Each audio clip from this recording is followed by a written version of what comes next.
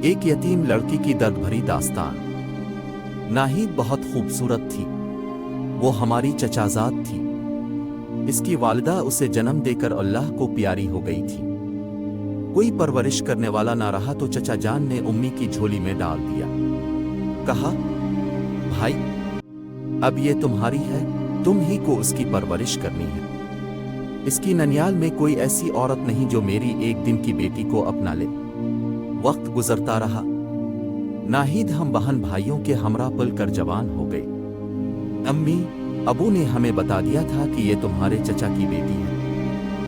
جب تک چا زندہ رہے اپنی بیٹی سے ملنے آتے رہے۔ افسوس وہ ناہید کو اپنے ہاتھوں سے رخصت نہ کر سکے اور وفات پا گئے۔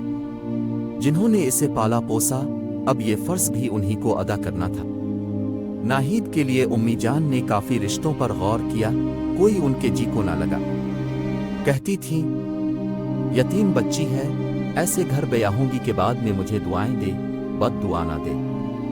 ناہید کی شادی اللہ کی قدرت والد صاحب بیمار پڑ گئے تو والدہ نے ان سے مشورہ کر کے جھٹ پٹ ناہید کا نکاح اپنے بڑے بیٹے سراج کے ساتھ کر دیا، جبکہ سراج سراسر اس شادی کے حق میں نہ تھا۔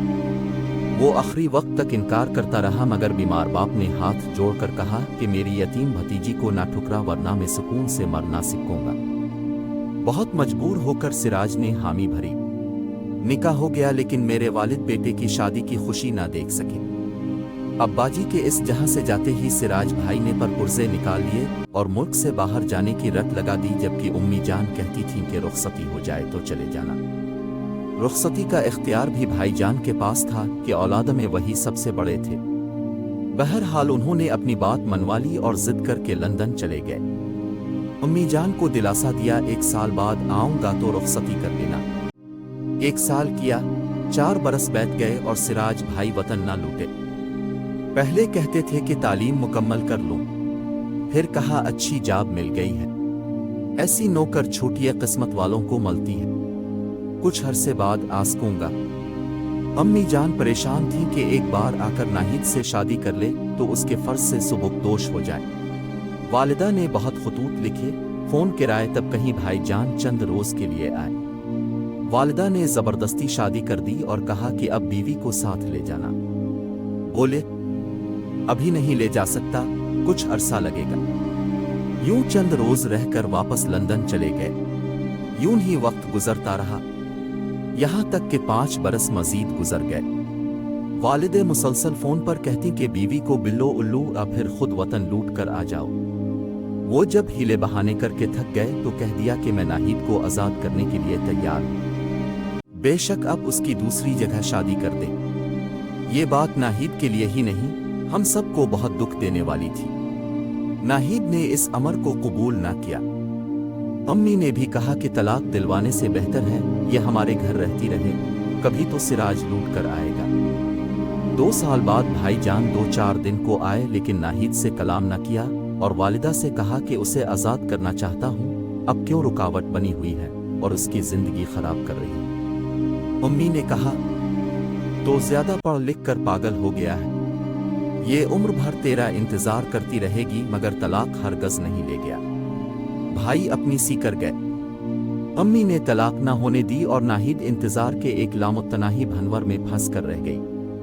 ساس ہر وقت تسلیاں دیتی، مگر یہ روکھی تسلیاں کب تک اس کا دل بہلا سکتی تھی۔ صبر کی انتہا ہو چلی تھی۔ ایسی شادی سے تو بن بیاہی بھلی تھی۔ وہ ہنستی مسکراتی تھی، نہ کپڑے بدلتی اور نہ ہار سنگھار کرتی۔ کس کے لیے سنورتی کے دیکھنے والے نے تو اسے موڑ کر بھی نہ دیکھا تھا۔ وہ اب بہت دکھی رہنے لگی تھی۔ ہم سے اس کا دکھ دیکھا نہ جاتا تھا، لیکن کیا کر سکتے تھے۔ ہم سبھی اس سے محبت کرتے تھے مگر مجبور تھے۔ اس کے مقدر کا مالک سراج تھا، وہی اس کا مقدر جگا سکتا تھا۔ 10 برس گزر گئے۔ میرا چھوٹا بھائی شجاعت جوان ہو گیا۔ ناہید اس سے 6 برس بڑی تھی۔ وہ ناہید کے دکھ کو سب سے زیادہ محسوس کرنے لگا تھا۔ امی سے کہتا کہ یہ سب آپ کا کیا دھرا ہے؟ جب بھائی جان شادی کرنا نہ چاہتے تھے تو کیوں اپنے ناہید باجی سے ان کا نکاح کیا؟ سزاتواس بیچاری نے بھگتی ہے۔ اس سے اچھا تھا کہ کسی اور سے ان کی شادی ہو جاتی، بری بھلی جیسی زندگی ہوتی گزار لیتی۔ अब तो सुहागन होकर बेवा जैसी जिंदगी बसर कर रही है। अम्मी क्या जवाब देती? उनके पास इस बात का क्या जवाब था? अब अगर तलाक दिलवा देती तो भी शादी की उम्र निकल चुकी थी। दूसरी शादी करना भी आसान अमर ना था। नाहिद का लंदन जाना उन्हीं दिनों शुजात की कंपनी ने इसे लंदन भेज दिया। उन्होंने अपने तौर पर नाहिद भाभी का पासपोर्ट बनवा लिया और किसी तौर वीजा भी लगवा लिया। अम्मी से कहा कि मैं नाहिद भाभी को लंदन ले जा रहा हूँ, वहां जाकर बात करते हैं। बीवी को साथ रख लें या फिर जो फैसला होगा देख लेंगे। अम्मी मना करती रह गई। शुजात ने एक ना सुनी और नाहिद भाभी को साथ चलने पर आमादा कर लिया। मैंने महसूस किया कि लंदन जाने के ख्याल से भाभी के तन मुर्दा में जैसे जान पड़ गई थी। उनकी आंखों में उम्मीद के दिए जगमगाने लगे थे। वो शुजात भाई के हमरा लंदन चली गई। सिराज भाई नाहिद को शुजात के हमरा देखकर हैरान रह गए। कहा कि मुझे क्यों ना बताया, इसे भी साथ ला रहे हो। अगर बता देना अब मना कर देते या फिर घर बदल लेते और मैं आपको ढूंढता रह जाता। उन्होंने बीवी का निहायत सर्द मेहरी से इस्तकबाल किया और बता दिया कि वो यहाँ शादी कर चुके हैं। हिदायत की कि मेरी बीवी शाम को आएगी, इसे नहीं बताता कि तुम मेरी बीवी हो वरना लेने के देने पड़ जाएंगे। नाहिद हैरान परेशान हो गई कि अब क्या करूं। शुजात भी उसे सिराज भाई के पास छोड़कर ट्रेनिंग पर चले गए। उनके घर एक अलहदा कमरे में नाहिद ने 3 माह का ये अरसा तड़प तड़प कर गुजारा। जब शुजात भाई की ट्रेनिंग खत्म हुई तो वो सिराज भाई के घर गए ताकि हालात मालूम करें। तब नाहिद भाभी ने उनसे मिन्नत की कि शुजात, खुदा के लिए मुझे वापस पाकिस्तान ले चलो, यहाँ ससका सका कर मत मारो।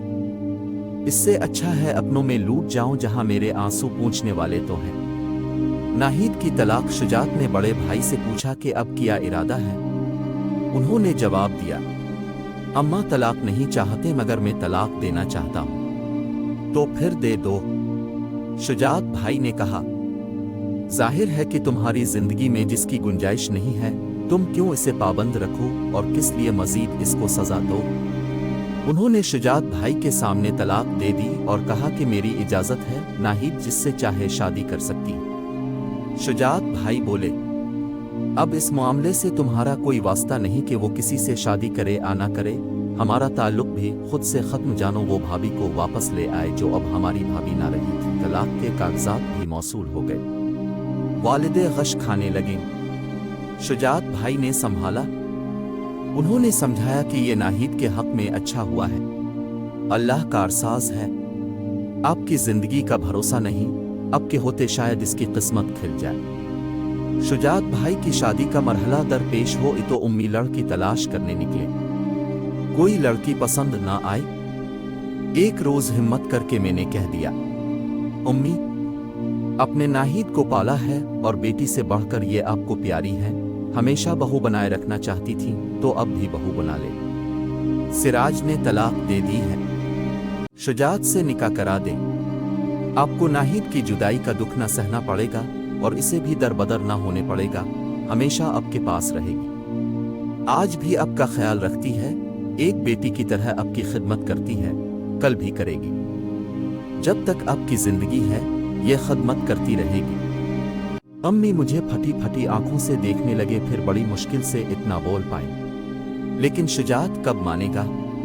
ये मुझे पर छोड़ दे उम्मी, नाहिद का कोई नहीं, हम ही उनके सब कुछ हैं, हमने ही उनके बारे में सोचना है। मैंने शुजात से बात की। उसका कहना था भाभी को बड़ी बहन की निगाह से देखा था, अब कैसे शरीक हयात वालों, फिर भाई क्या सोचेंगे। मैंने कहा, बड़े भाई की सोचों को तो तुम डालो भाड़ में, नाहिद भाभी को राजी कर लूंगी, बस तुम राजी हो जा।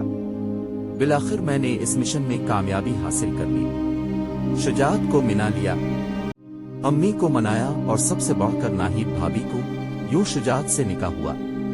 वो फिर से हमारी भाभी बन गई, ताहम कुछ अरसे खामोश खामोश रही। आखिरकार वक्त मरहम साबित हुआ और उन्होंने नई जिंदगी के नए तकाजों को तस्लीम कर लिया। अल्लाह ताला ने औलाद की सूरत में एक बेटा फिर एक बेटी दी। माँ ने औलाद की खुशी देख ली और शुजात ने भी भाभी को खुशियां दे दी। सिर्फ एक डके जरूर है कि अब सिराज भाई हमारे घर नहीं आते। وہ आ भी नहीं सकते। किस मुंह से आए, और वालिदा भी अब हयात नहीं है। बड़े भाई से नाता टूट चुका है, लेकिन हमें परवाह नहीं है, क्योंकि नाहिद की खिजा भरी जिंदगी में इत्मीनान व सुकून के फूल खिल गए। अल्लाह करे वो हमेशा खुश रहें कि जिन्होंने अपनी हकीकी माँ को देखा, और ना बाप की मोहब्बत ज्यादा अरसे मिल पाई। मैं जब भी अपने घर से उनके घर जाती हूँ, लगता है वो मेरी भाई नहीं, मेरी माँ हैं, क्योंकि उन्हीं के दम से हमारा मैका आबाद है।